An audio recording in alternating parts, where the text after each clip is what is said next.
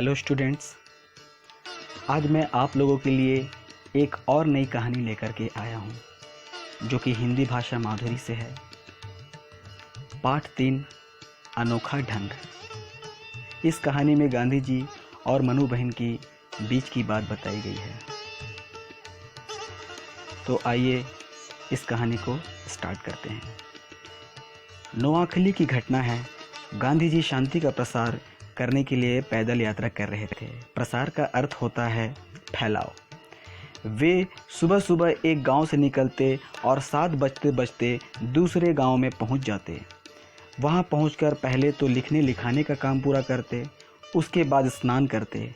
स्नान करते समय पैर साफ करने के लिए वह एक खुरदुरे पत्थर का उपयोग करते थे। वह पत्थर बरसों पहले मीरा बहन ने उन्हें दिया था। तब से बापू ने उसे बहुत संभाल कर रखा था। वह जहाँ भी जाते वह पत्थर उनके साथ जरूर जाता। एक गांव में गांधी जी पहुँचे। उनके स्नान की व्यवस्था करते समय मनु बहन ने देखा कि पत्थर तो वहाँ है ही नहीं। बहुत ढूंढा लेकिन नहीं मिला। उन्होंने बापू को पत्थर के खो जाने की बात बताई और कहा, कल हम लोग जिस जुलाहे के घर ठहरे थे, जुलाहे का अर्थ होता है, जुलाहे का मतलब होता है कपड़ा बुनने वाला। जुलाहे के घर ठहरे थे वही रह गया होगा। अब क्या करूं? बापू ने कुछ देर तक सोचकर कहा, तुम खुद वहां जाओ और पत्थर को ढूंढ कर ले आओ। अकेले ही जाओ। एक बार परेशानी उठाओगी तो दूसरी बार नहीं भूलोगी। मनु बहन ने पूछा, किसी स्वयंसेवक को साथ ले लूं? बापू ने कहा, क्यों? मनु चुप रह गई। यह नहीं कह सकी कि अकेले जाते डर लगता है। बात यह है कि नोआखली में नारियल और सुपारी के जंगल थे। कोई भी रास्ता भूल सकता था। इसके अलावा मनु तब 15 से 16 साल की ही थी। अकेले कभी कहीं गई नहीं थी। लेकिन बापू के क्यों का जवाब उससे देते नहीं बना। जिस रास्ते में वे लोग आए थे उसी रास्ते पर चल पड़ी। पैरों के निशानों को देखती खोजती वह किसी न किसी तरह अगले गांव में पहुंच गई। जुलाहे का घर भी मिल गया। उस घर में बुढ़िया रहती थी। उसने मनु को देखते ही पहचान लिया कि यह वही लड़की है जो बापू के साथ कल उसके घर में ठहरी थी। उसने बड़े स्नेह से मनु का स्वागत किया। एक तो बापू पर खींच, यहाँ पर खींच का अर्थ होता है झुंझलाहट। दूसरे इतना लंबा पैदल सफ़र। मनु का बुरा हाल था। उसने बुढ़िया को अपने आने का कारण बताया। बुढ़िया बेचारी को क्या पता कि पत्थर का वह टुकड़ा इतना अनमोल है। अनमोल का अर्थ होता है अमूल्य, मतलब जिसका कोई मोल नहीं होता।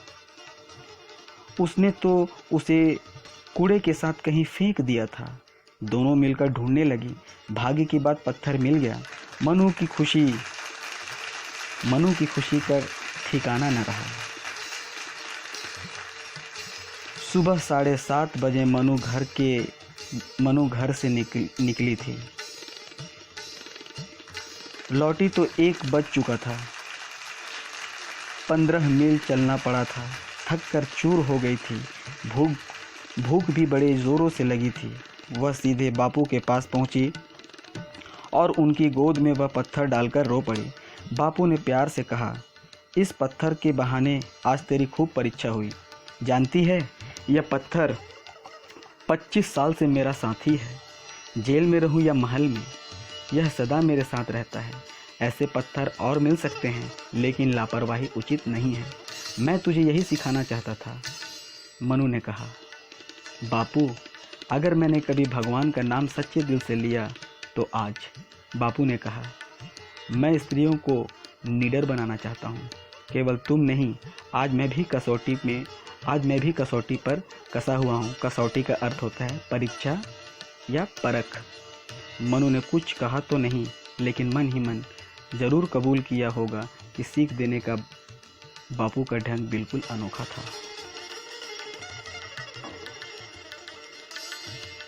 तो इस कहानी से आप लोगों को ज़रूर कुछ ना कुछ सीख मिला होगा।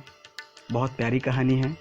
अगर यह कहानी आप लोगों को अच्छा लगा होगा तो इसे लाइक शेयर करें, कमेंट करें और हमारे DAV मुख्यमंत्री पब्लिक स्कूल भंवरमाल चैनल को सब्सक्राइब करें।